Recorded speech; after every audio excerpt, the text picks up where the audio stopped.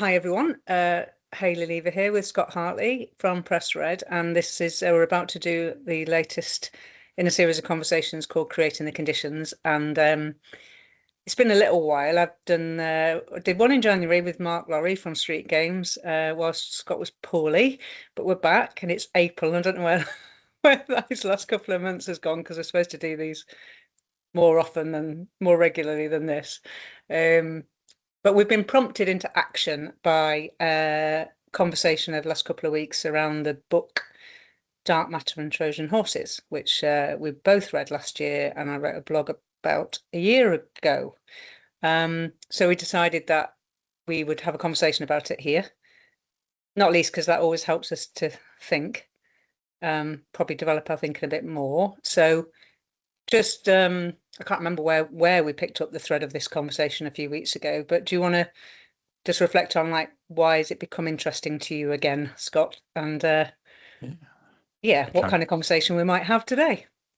Yeah, I can do. I picked the book up again recently because an experience has occurred in my work that reminded me of a quote in the book of and Dan Hill, the author of the book, is talking about how sometimes design can be like putting lipstick on a pig. And I was reminded of that quote recently through some experiences I was having in my work, and which made me pick the book up again just to think, I wonder what I can take from the book that would help me with that particular experience that I was going through. And then I'm about 2/3 of the way through it again, reading it now, and I've just found lots of helpful language in there. I think reading it a second time, which you do kind of touch on in the blog, that you probably need to read it twice to really take it on board. Reading it the second time has really helped with some of the language and how some of the metaphors that Dan articulates are quite helpful to our work. And I can see it more, right? I think that's the bit that I'm reading through it a second time. I can see some of those metaphors and how they're at play in the work that we help the partners that we work with. So it's become, I think, quite relevant to my recent experiences, which I think's helpful. That's true. Actually, we should go back a step and sort of say a little about what the book is about and what its kind of key messages are. I think before I forget, though, I think there's something for me in so often. This book was one of those like where the light bulb goes on, and then once you've seen something, you can't unsee it.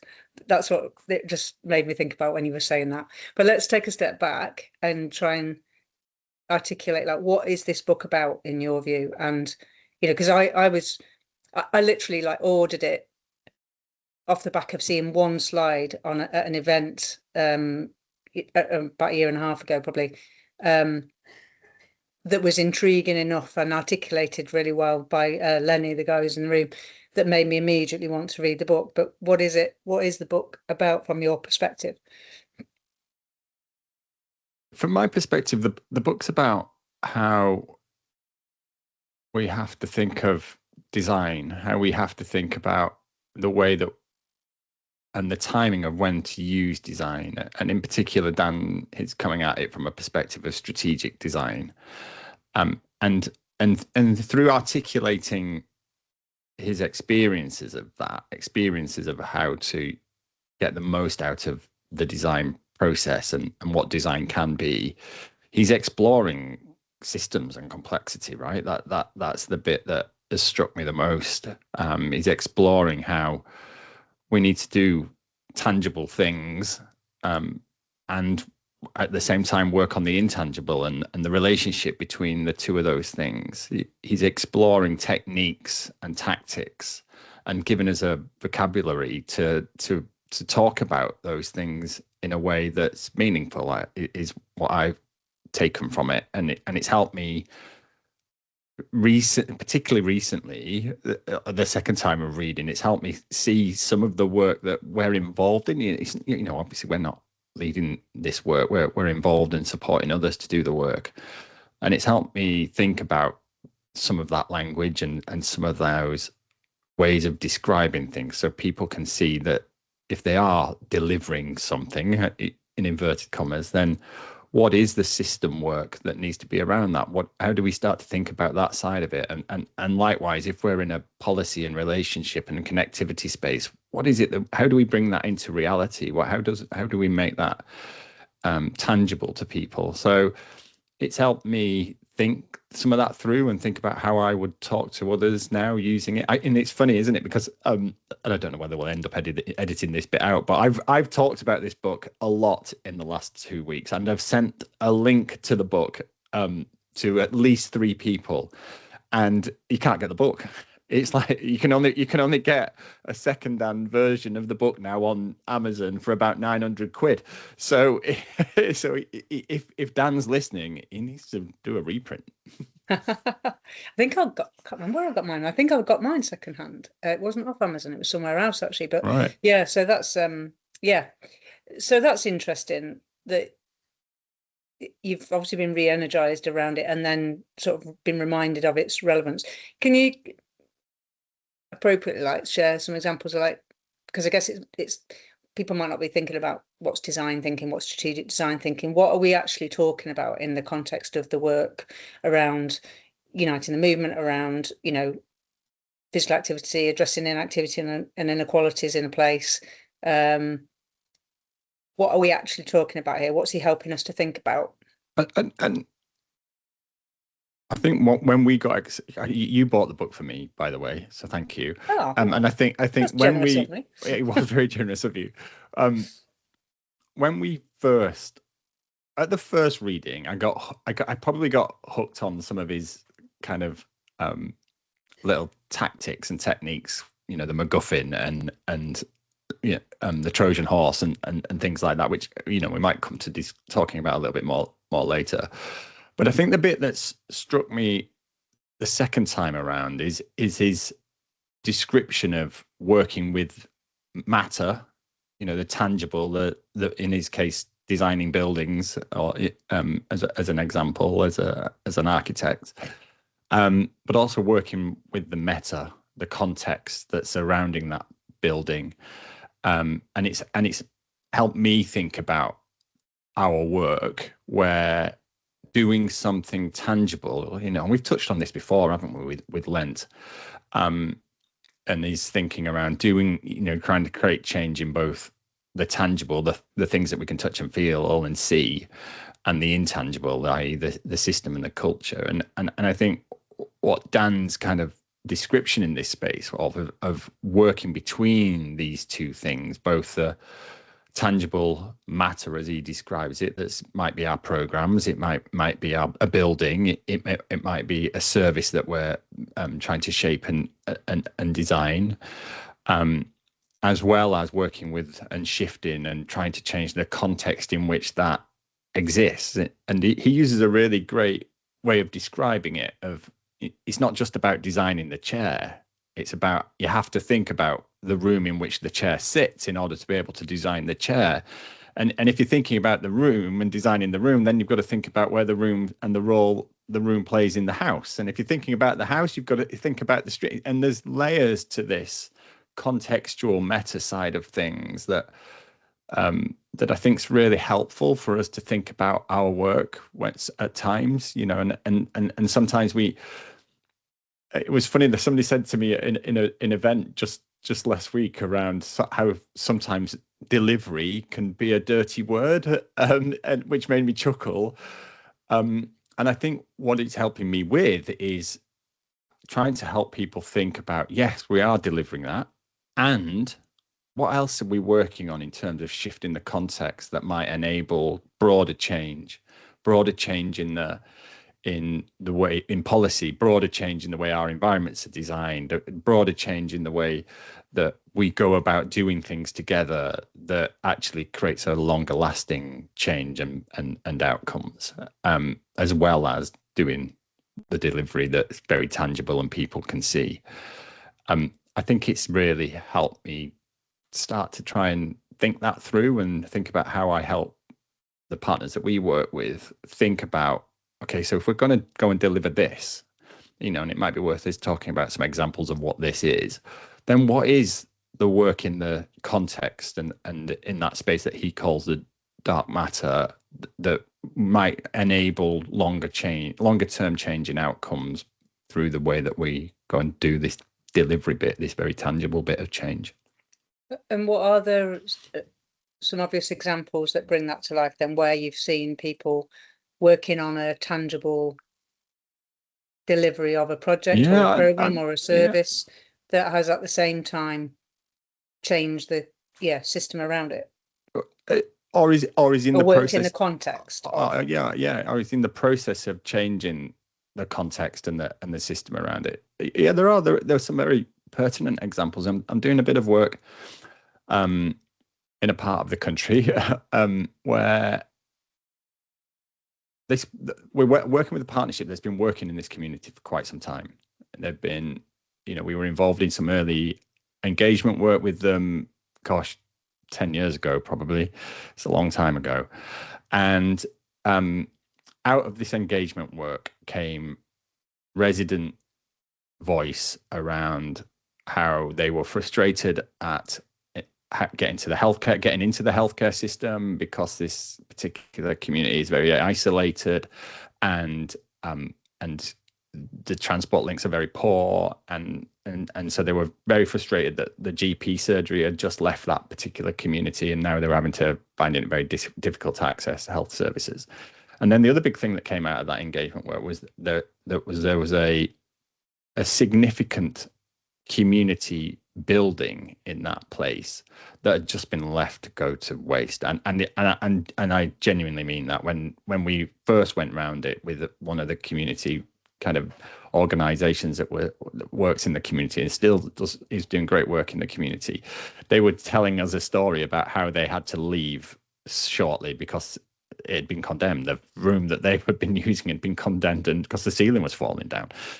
And so I've been lucky enough to go back to this community in the last couple of years, and the change that is occurring there because of the work that community organizations have led in trying to bring life back into this community building. But because of the evidence and the relationship building that's happened, that the partnership has been very core to, you're now getting people working NHS, local authority, and the active partnership, the community organisations, different parts of the NHS, the voluntary community sector umbrella body. There's a number of different GP. There's a number of different partners now working together on how they breathe life back into this building, and it's got, they've done incredibly well at securing investment from various sources for its redevelopment. And at the same time, there's work going on engaging with the residents about how they want the building to be used and what they want it to be used for, and there's a conversation going on with the NHS about how do they bring services into this room, and how do we want that to look and feel, and what do the residents want in this room, which is challenging the way that the NHS thinks about the buildings that provide their services, and it's created some really interesting conversations with them about how do we provide in a space like this, how do we contribute to its upkeep. It's really surfacing some fascinating rules, regulations within the NHS about how to then try and deliver a service in a community like this, and then it's starting to create real change around how those organisations act and are with each other, and how they can then, if they can work on this together and find ways through technicalities and legalities, and then actually can they do that in other areas of work. And so that work is now spreading. I was in a room there recently, we've got people from housing in it, we've got people coming in from community service, we've got public health, we've got people coming in from different kind of on the economic side of things, and so it's starting to give a space for people to work together, do something, breathe life back into this building, led by some brilliant work by the community organizations that have been leading it, but also at the same time really encouraging the public sector to think about how it supports that and the way that it could deliver its services through it and how it turns up there, and what that means for the way that they design the way that they engage with residents. And so it's fascinating, isn't it? And I think the second reading of the book has probably, particularly that kind of metaphor of work with the matter and the meta and zoom in. Dan in the book talks about zooming in to these different layers, to these different tiers, and zooming out and then zooming, and I think that's a really relevant example to this. They've had to really work hard. I can remember a bit of a conversation around how they were going to make these rooms work, because they're not to the clinical standard, in inverted commas, of what they're norm to used to. But at the same time, we're like, well, but we want to be here. So we've got to work this through somehow. So, I don't know all the detail of that compared to the people that are involved in it, but you certainly see some of that very tangible work on this. I was in it a week ago, and it's 10 years since I'd last been in it, and it's just mind-blowing, the shape that is starting to materialize. It's just amazing. And how that then changed the context of that community and the way that residents feel about it, and that having this amazing space. There's all kinds of conversations going on around community food and community well-being, NHS services, housing, employment. It's really quite exciting where it's heading. And right at the end of all of this, right, because what's this got to do with an active partnership? In one way, right at the end of all of this is there's going to be space for movement, and there isn't a lot of indoor space. There's a local primary school, but it doesn't have a lot of space. There's a very small community room that's like a size of a meeting room, really, that you couldn't do a lot of movement in. But all of a sudden, this little community that's quite isolated in terms of other assets locally is going to have some space for movement in it. And so there's a really interesting opportunity there, and it's 10 years in the making, right? That's quite a long line of sight. But we're going to find ourselves hopefully in a space where we've got an opportunity to start to build an offer alongside residents for them to be able to move in a way that they'd like to move.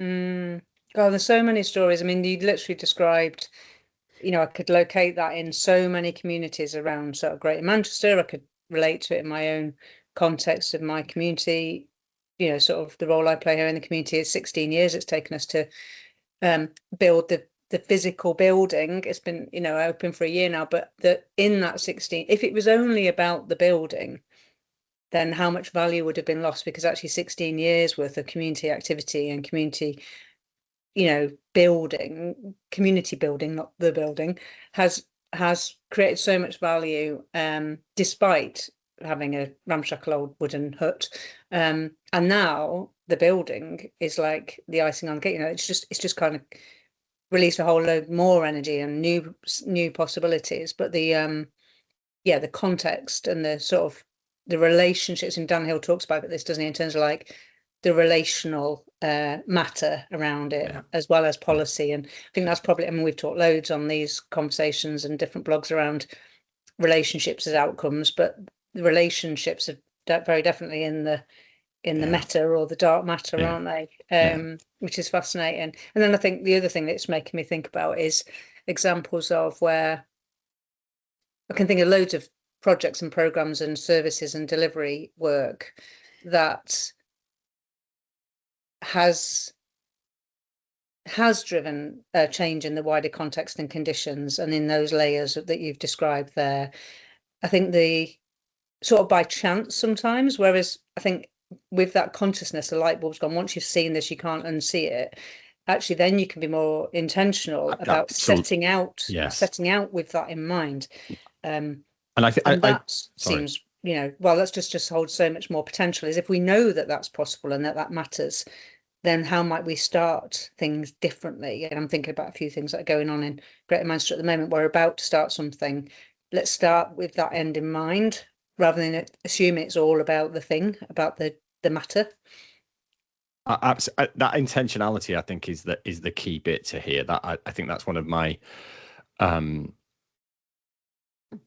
the key things that I've become more aware of reading through the book again, in the sense of trying to think through how do we become more intentional about trying to observe some of those things that we think could change because we've got some experiences of the way that things can unfold up front.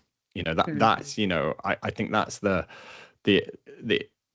one of the helpful bits that I've taken from the book the second time around is actually we can think through some of this much more intentionally now. Going to some of the examples that you put on the bottom of the blog, around active souls, and the way that came about, right? And the way that it was very organic and very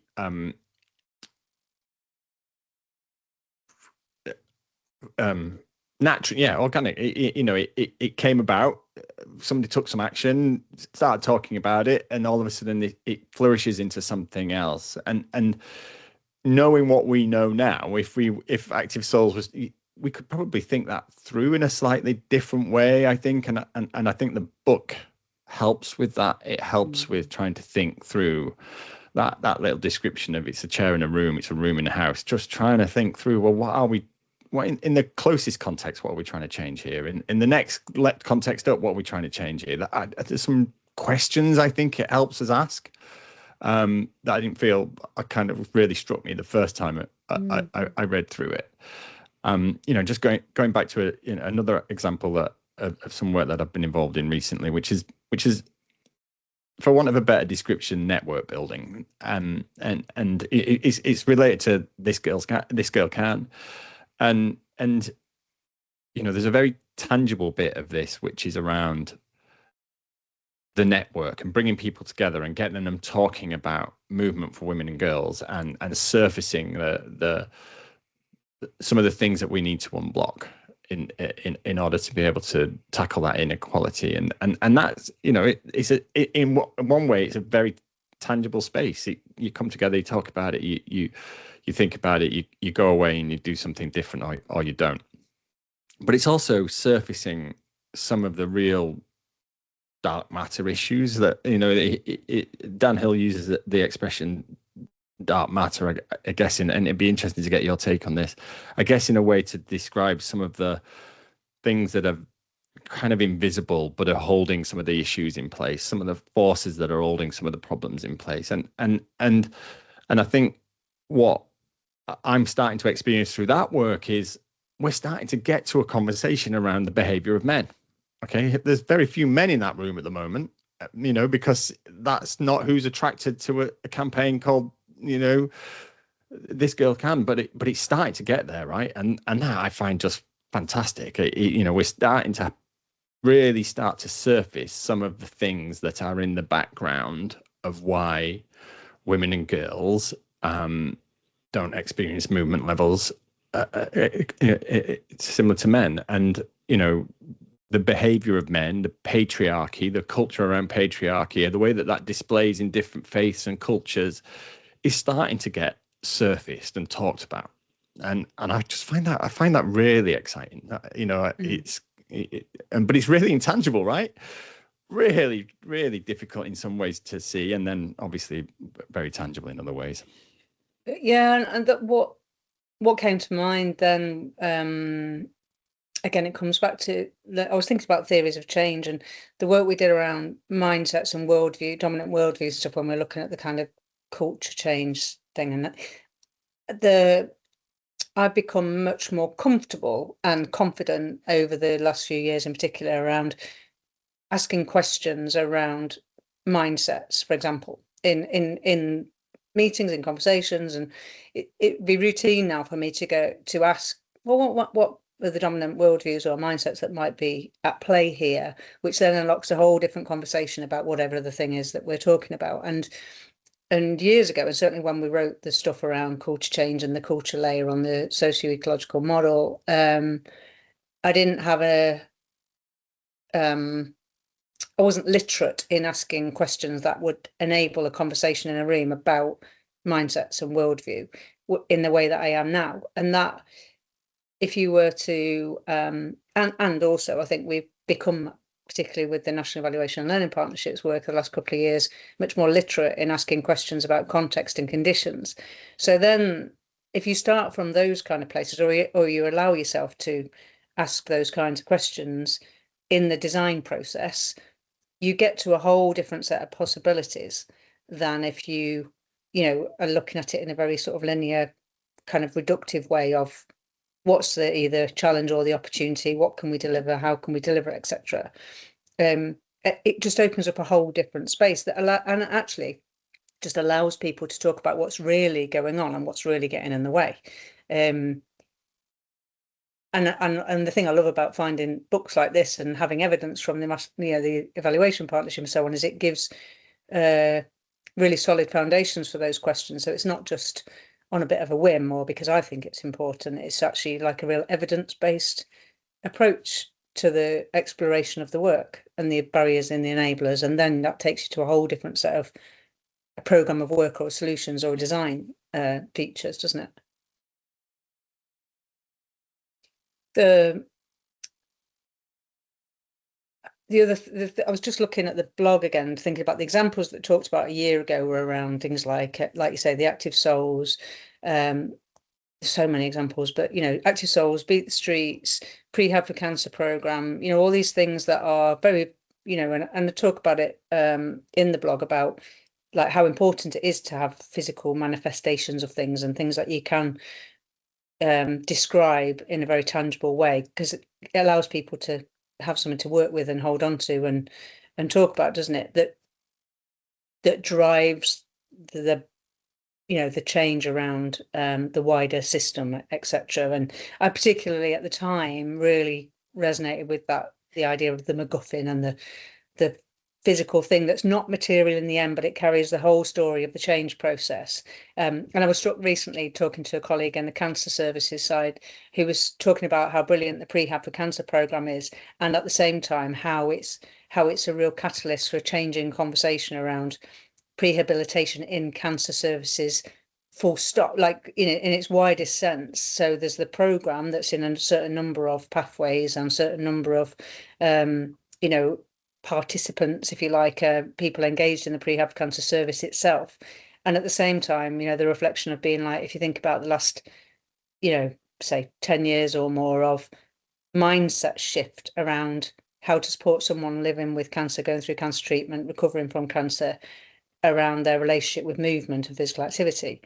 And that prehab for cancer is kind of, feels to me like accelerated and deepened and made like non-negotiable, really, a mindset shift that needed to happen. And that, that ripple effect is far beyond the people it's directly reaching in the services, in the pathways that we've got it in Greater Manchester at the moment. And beat the streets is a good one, right? In the sense of, yes, it's a fun way of getting children, young people, families out, moving in their local communities and playing a game doing so. And it's also an opportunity to shift some kind of deeper cultural issues, isn't it? And some broader context stuff. And for example, safety and the perceptions of safety. And actually, if I can walk around my neighborhood and playing this game, can I walk around my, do I feel safer walking around my neighborhood? At other times, the way that we think about connectivity, the way that we think about how places are joined up, the way that we cross over roads, there's so much you could think about. There's a big and here, isn't there, in terms of how do we use beat the streets to tackle some things that might be holding some people back from moving more. Not just in terms of the game itself, but the context in which the game is operated. That whether that's can we use it to tackle more people walking to school? Can we use it to tackle safety or connectivity between places, or uses of green space, and how people feel safe in green spaces? We often hear through some of our work around how challenging it can be for people to go into green spaces, whether they don't feel that they belong there, or whether they feel that the behavior of other users is problematic. So how could you use Beat the Street to tackle some of that, or to change the conversation, change the mindset, change the way that people may perceive some parts of their community? That's and being going back to being intentional about that in the design of it. That's the bit that I think I've taken more from the book the second time around. And the examples could go on, couldn't they? The work that you've done around safer streets, and there's so many ways now, I think, of actually how do we use this in a much, yes, it's going to deliver something, movement for people. That I get, that's an important part of this, and how do we use it to tackle some of these things that we know are of concern in this particular community or this neighborhood or this place? That I think is where the book and then as you're doing those things, zoom in between. Is it doing it? And if it is doing it, great. What can we learn from that? If it's not doing it, what do we need to do about the design of the delivery bit, of the tangible bit that might help us shift it and change it in the future? That's the bit that I took, where Dan's talking about this zooming in and zooming out of the context and the tangible work. And I think that's a really important part of this, and that's the connection to NELP, right? That's the space that the National Evaluation and Learning Partnership is helping give the tools and the techniques to partners to be able to do that better than we possibly have done historically. Which links to where my head had gone next, which is about so here we are, evangelical enthusiasts for a new bit of thinking that we've just discovered other people have known about for years, and the light bulb's gone on, and then it becomes very real and very useful to changing the thinking and the practice in this work. Then I was thinking, and it links to NELP because I think it is about the capability building then. So when this has happened before, we've written a blog about it, drawn a diagram, talked about it, put it on presentations, made it part of the toolkit, if you like, in terms of like, here's a tool that can help you to think about and practice differently. And then the link to NELP around the mindsets and capabilities and behaviours and ways of working, it has been so important to this work. So if we were sitting there in a year's time and more people had got the downhill chip in the head and were like seeing things through new eyes, which was then driving a different way of thinking and doing the work, what would that mean? Like, what's the art of the possible if more people were aware and then intentional in this space? And then a secondary question is, what can we do with this conversation that helps to get that chip in the head, and that bit of learning to kind of ripple out? Well, I think my thoughts on the first question, it is around our approach to learning and our approach to setting out not just the outputs that might come from the delivery, but some of those more shorter term, medium term outcomes that by doing this delivery, by working on this tangible thing together, we might be able to shift some of this. And how do we set up processes to make sure that we learn whether we're doing that or not just at the end when it's all done, but as we go along. That I think there is and I don't think we need to. I think the work of the National Evaluation and Learning Partnership is giving us, it's still in their early stages. They're giving us some tools to think about how we can do that.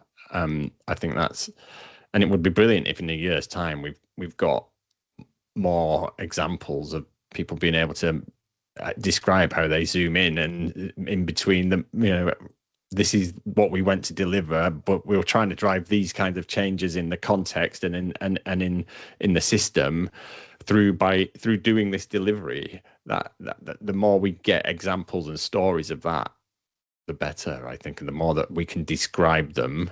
And there's stuff happening out there already, right? That you and I might not be explicitly aware of, but we know it's going on. And the NELP team will be seeing that, right? They're sat on gold, right? They're sat on all of this learning that we could think about how we start to bring out and tell stories to each other about what that's looked like, and the book gives you some kind of language to do so. What do we need to do? I don't know. I think your second question. All he needs to draw a diagram for us. Well, That's what he needs to do. I certainly make think it visual. And I do think it relates to the. Can you remember the back of the fag packet diagram that we did about Harari and Lent all those years ago? It does relate to that diagram. It absolutely does. It gives you another way of describing what we tried to translate in that diagram, and because it helps you think of that very tangible. I'm working on changing this in this community, in this place with these people, and it's being designed like this.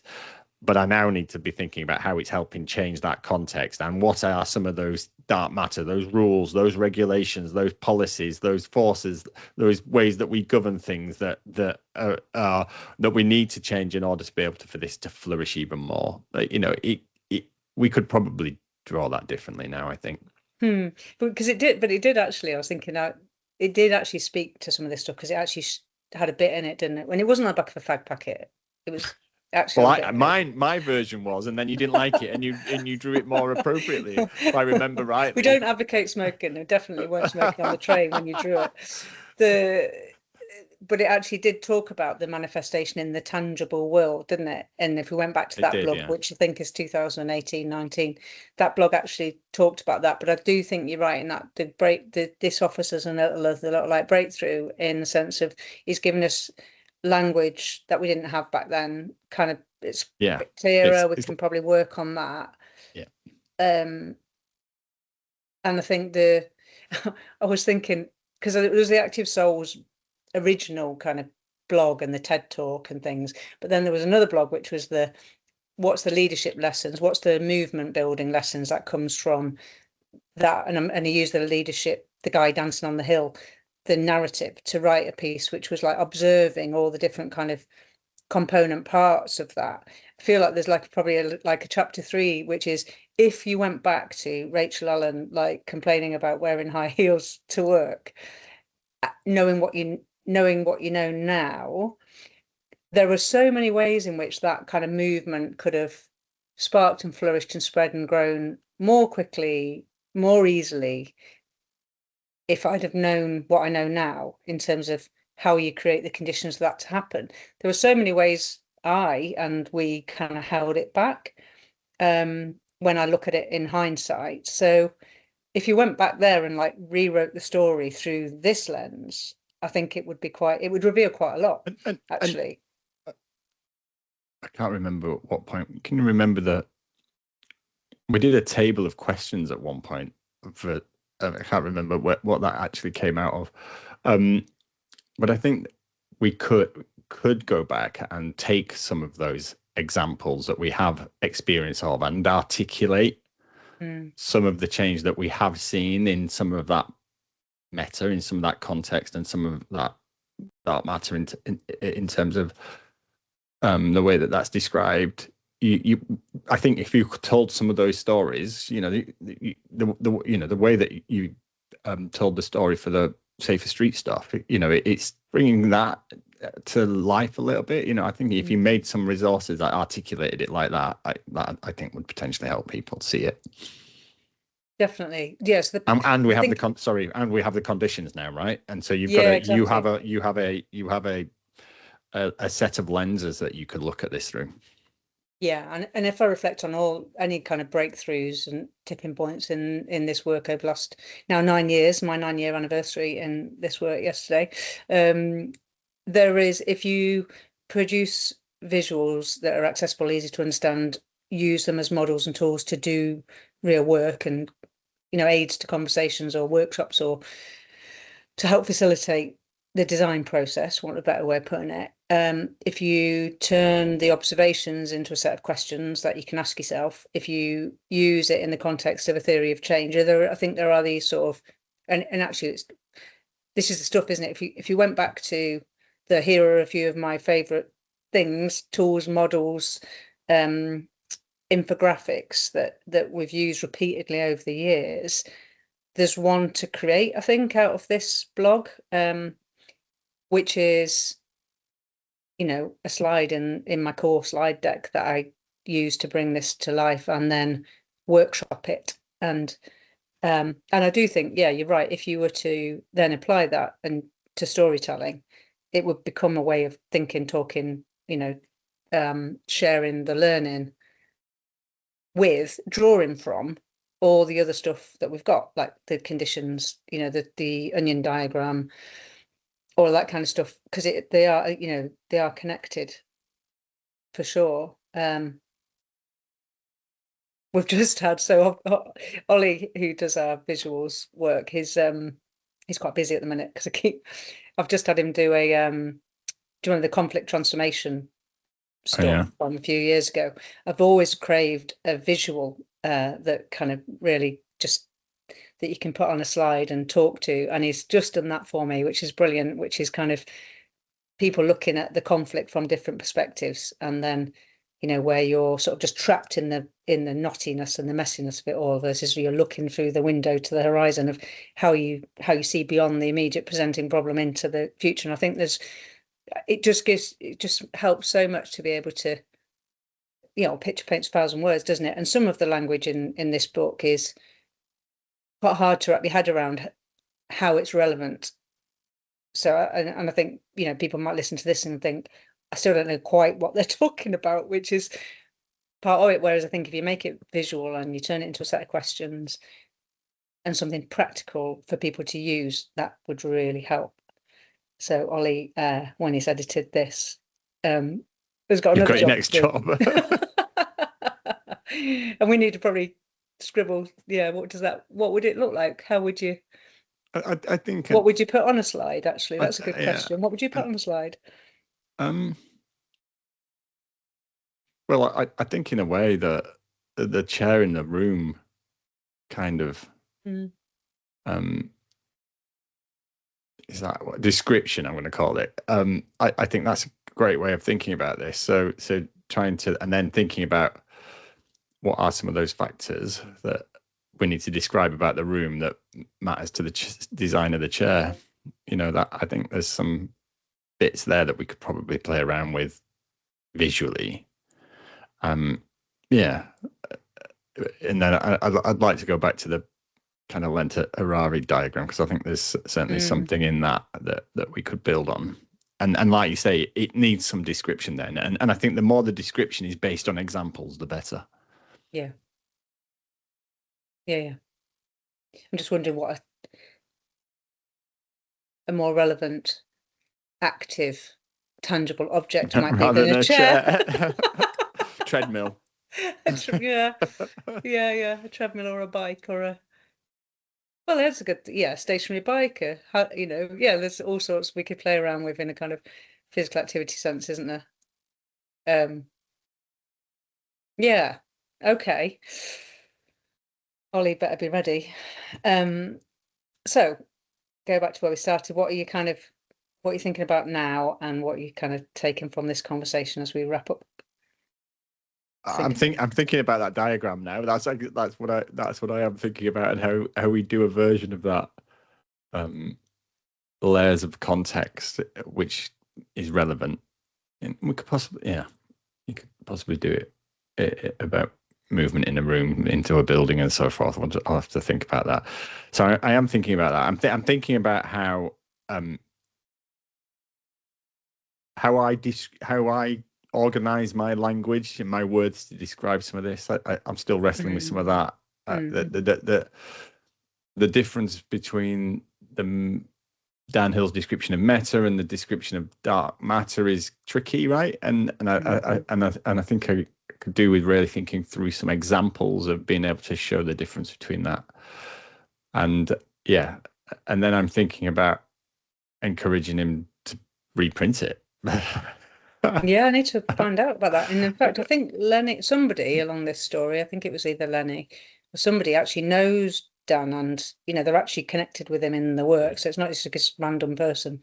Not in physical activity space, in a wider sort of system change work, but there was an opportunity, I think, to connect actually at some point, which would be worth following up. And before we sort of like take what is written and draw a diagram that he doesn't like.